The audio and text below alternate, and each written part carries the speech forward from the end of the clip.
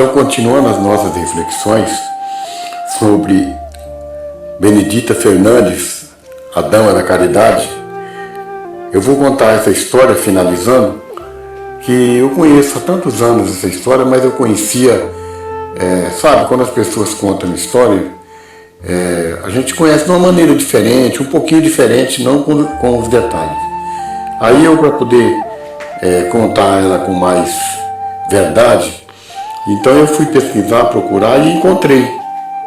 Depois de ver alguns vídeos, encontrei a história contada de uma maneira mais, com alguns detalhes que eu não sabia. Então essa história, ela foi publicada um livro há muitos anos, um livrinho bem fininho, até um livrinho bem simples, que chama A Dama da Caridade. E está nesse livro. Foi escrito por Antônio César Pérez de Carvalho, que chegou a conviver nessa época, devia ter conhecimento com a Benedita Fernandes, e aí ele escreveu, depois de muitos anos que Benedita Fernandes desencarnou, ela desencarnou em 1947, então aí ele escreveu o livro. O nome que ele deu para a história é As Sobras. Mas eu sempre conheci, então eu vou dar o meu nome da história, sempre dei, o Bucheiro. Bucheiro, antigamente era muito normal aquela pessoa, eu cheguei a ver muito aquela pessoa que vivia de vender. Ele ia nos matadouros e comprava barato aquelas sobras, né? Aquelas partes do boi que não era muito comercializada na época, que era o bucho, acho que tripa, sei lá, era o bofe, que é o pulmão do boi, o fígado, ossos, né, que pessoas fazem sopa, essas coisas, várias coisas que eram aproveitadas, as pessoas até hoje ainda gostam muito dessas coisas aqui, principalmente os nordestinos. E outras pessoas também. E essas pessoas vendiam, eu cansei de ver bucheiro na rua com aquela carroça, a mesma carroça que se usava para vender, o padeiro usava para vender pão, outras pessoas usavam para vender outras coisas, o bucheiro usava para vender bucho. Então ali atrás ali tinha uma caixa com a tampa, você abria aquela tampa grande, né? Era uma caixa grande do tamanho da carroça, e ali estavam as carnes, estavam as coisas, tudo que vendia. E era normal a gente ver o bucheiro na rua. E no caso aí do nosso bucheiro, se chamava, até o nome do bucheiro eu encontrei, chamava-se Richieri, Richieri é o nome dele, que era o bucheiro.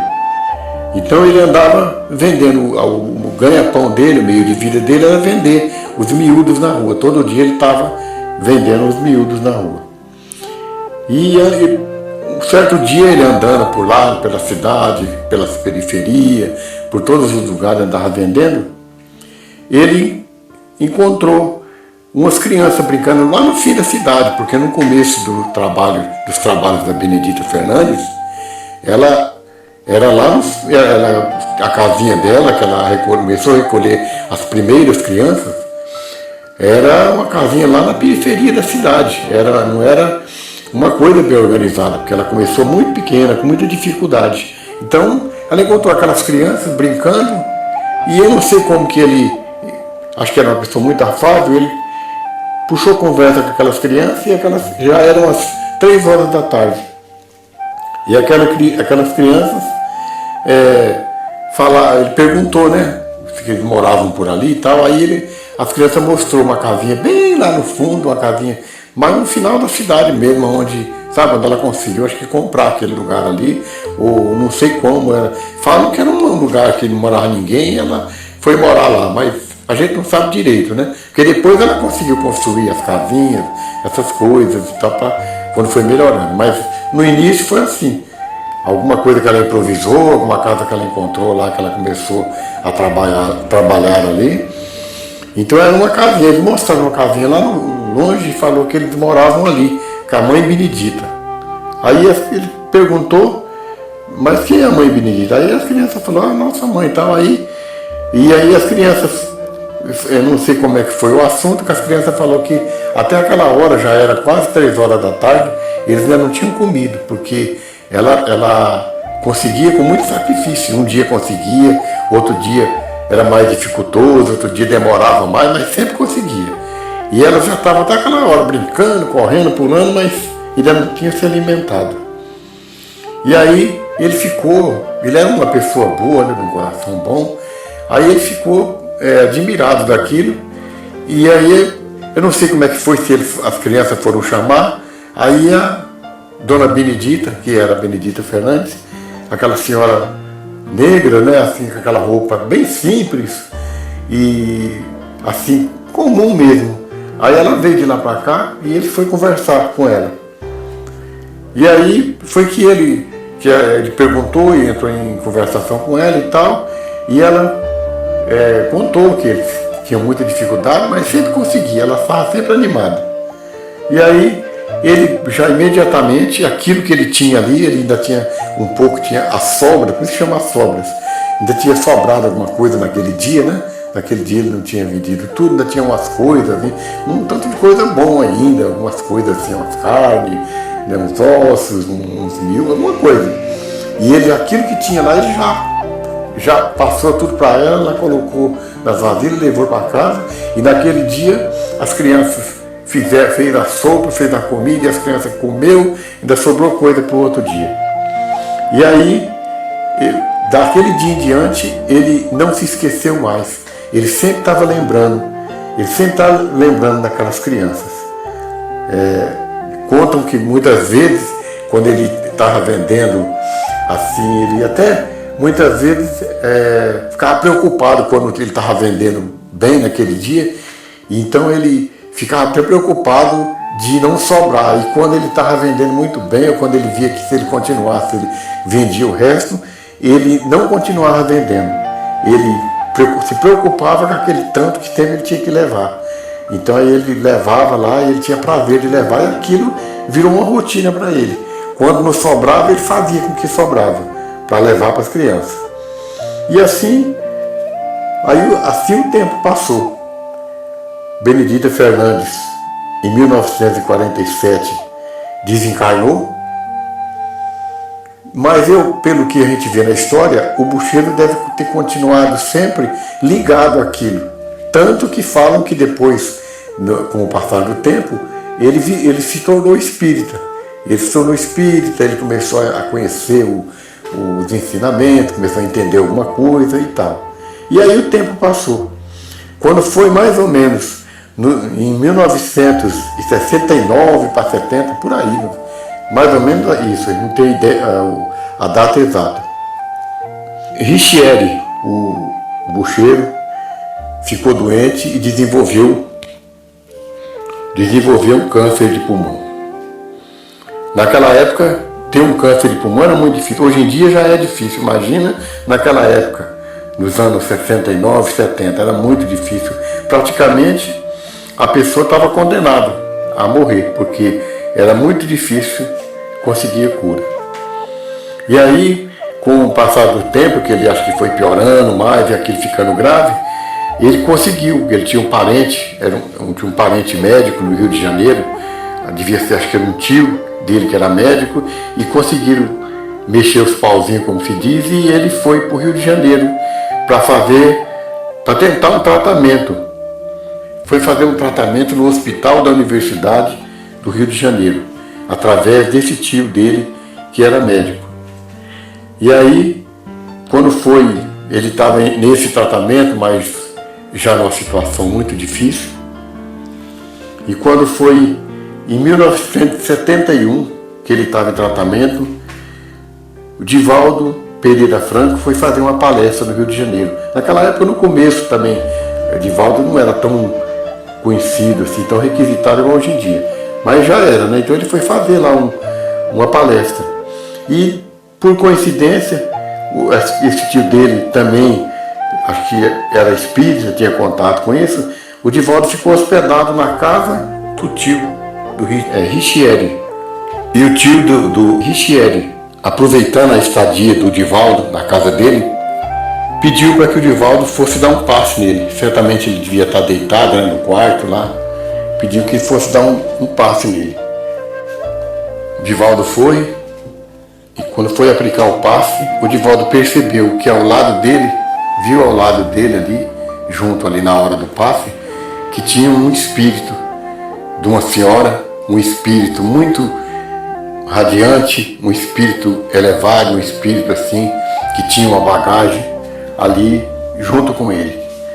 O espírito pediu para o Divaldo perguntar se ele ainda se recordava das sobras. E ele ficou assim e falou: não, seu Divaldo, eu não me recordo. Não me recordo das sobras, ele não conseguiu lembrar. O Divaldo, na hora ele viu e falou: quem está aqui é Benedita Fernandes, que você conheceu tanto. E ela mandou te avisar que, da mesma maneira que você dava aquelas sobras, que na verdade não eram sobras, da mesma maneira você não vai desencarnar agora. E outra coisa, ela mandou dizer que sabia, que sempre soube, que nem sempre aquilo que você levava para ajudar as crianças, que aquilo era sobra. Quando não tinha sobra, você fazia com que acontecia, com que sobrasse, porque quando não tinha, ele parava de vender para que sobrasse alguma coisa.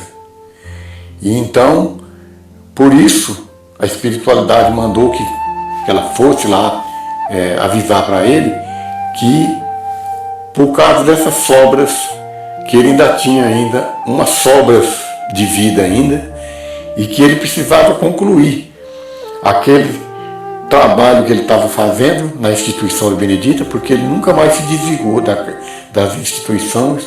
Tanto é que ele se tornou espírita e que ele passou a conhecer e que ele estava preparado.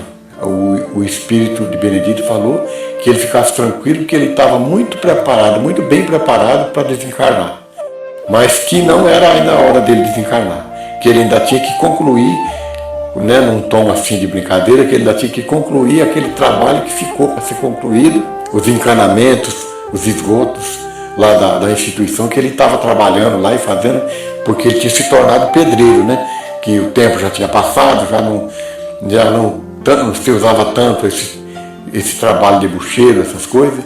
Então ele estava trabalhando de pedreiro e ele estava fazendo esse trabalho lá, que ele ia melhorar e que ele ia voltar para concluir aquele trabalho e que ele ficasse tranquilo, porque ele estava muito bem preparado para desencarnar e que ele não ia sentir mais dor, que ele ia ficar bem e que o dia que ele sentisse um aperto no peito, a única coisa que ele ia sentir, que era o dia que ele ia desencarnar, que ele podia ficar tranquilo, que tudo ia dar certo. E aí foi dito e feito, como sem que ninguém entendesse o que tinha acontecido, nem os médicos ficaram entendendo, que de repente ele começou a melhorar e ficou tão bem que recebeu até alta, quer dizer, para ele continuar os tratamentos, mas já podia retornar para casa, que não tinha mais o que ele fizesse lá no hospital, que ele já estava bem, estava bem recuperado, que ele ia continuar o tratamento, mas em casa, tomando os remédios e tal. E aí ele retornou para Araçatuba, que era a cidade dele, e ficou bem e concluiu o serviço, fez aquilo que tinha que ser feito, terminou aquele trabalho todo e passou ainda um bom tempo ainda. E quando foi lá num certo dia, quando ninguém esperava, sentiu uma dor no peito e simplesmente teve um ataque cardíaco. Não foi nem nada da doença, podia ser pela doença, mas o que ele teve foi um infarto. Teve lá um infarto e passou para o outro lado rapidamente. E quem foi receber ele do outro lado da vida, quem foi ajudar ele e receber e colocar o braço no pescoço dele, ou até pegar ele no colo, como a espiritualidade faz conosco, quando a gente passa lá e merece também, precisa merecer, a espiritualidade veio buscar ele, e quem estava à frente para levar ele, para confortar e para cuidar dele, era a Dama da Caridade, Benedita Fernandes. Desculpe, mas essa história sempre mexeu muito comigo. Isso faz com que a gente se anime e que a gente muitas vezes, quando está triste, está um pouco aborrecido, a gente se anima e fica confiante, porque a justiça de Deus é justiça mesmo. Essa é uma justiça mesmo, que não tem falha, não é igual a nossa justiça que é tão falha. E então a história é essa, para a gente se animar e saber que tudo aquilo que a gente faz, por mais pequeno que seja, que a gente não leva nem muito a sério, não acha que nem é grande coisa, para a espiritualidade é muita coisa. Então, essa é a história verídica dessa grande trabalhadora da espiritualidade, Benedita Fernandes, a Dama da Caridade. Até uma próxima vez, irmãos, espero que tenham gostado dessas reflexões e guarde para vocês, para que no momento em que a gente se sente um pouco triste, a gente se anima quando a gente escuta uma história dessa e vê que a espiritualidade, Jesus, Deus é muito bondoso e tudo que a gente faz vai e retorna para a gente. Retorna para a gente da maneira que a gente fez. Se a gente fez o mal, vai retornar o mal. Se a gente fez o bem, vai retornar muito mais do que aquilo que a gente fez. Que a paz de Jesus esteja com todos.